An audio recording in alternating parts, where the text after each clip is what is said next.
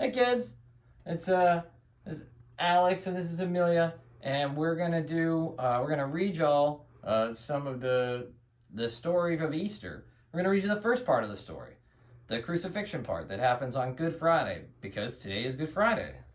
I'm gonna read y'all starting at the point when Jesus has already been arrested, and he is he's about to be crucified. That means hung on a cross.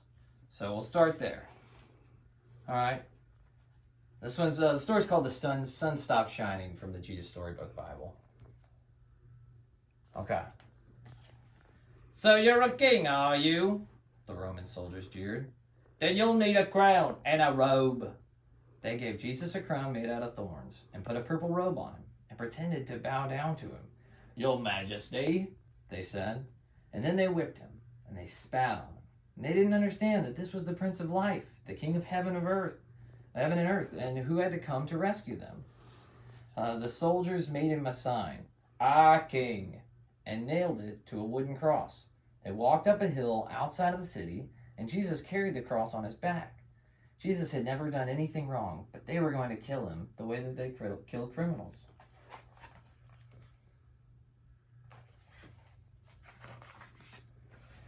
They nailed Jesus to a cross. "Father, forgive them," Jesus gasped. "They don't understand what they're doing." You say you've come to rescue us," the people shouted.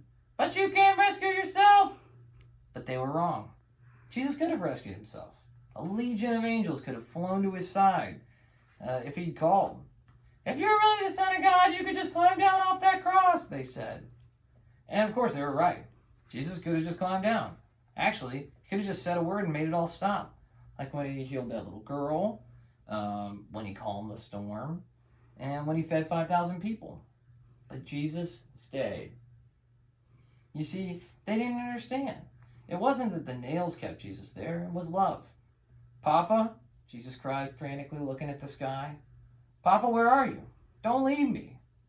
And for the first time, and the last, when he spoke, nothing happened. Just a horrible, endless silence. God didn't answer. He had to turn away from his boy. Tears rolled down Jesus' face, the face of the one who would wipe away every tear from every eye.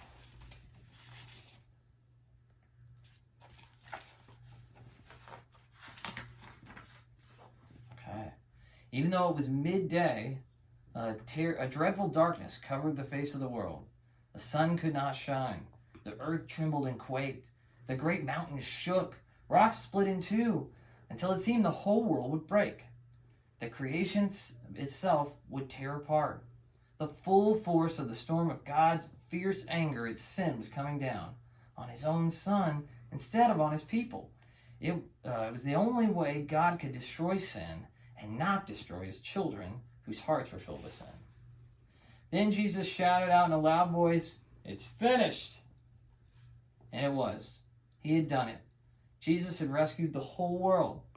"Father," Jesus cried, "I give you my life." And with that great sigh, he let himself die.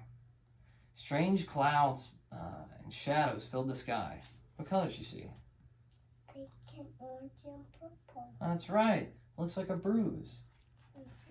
Mm-hmm. Okay. Jesus' friends carried Jesus. They laid Jesus in a new tomb carved out of rock. How could Jesus die? What had gone wrong? What did it mean? They didn't know anything anymore, except they did know that their hearts were breaking. "That's the end of Jesus," the leaders said. But just to be sure, they sent strong soldiers to guard the tomb, and then they picked up a big stone and rolled it in front of the door of the tomb so that no one could get in or out. Okay, and that's the end of the story for today. But the good news is, it picks up on Easter Sunday when Jesus comes back to life. But Miss Rachel's going to come and tell you guys that story. Yeah, we're going to do that one later. Thank you guys so much for listening. We'll see y'all later, okay?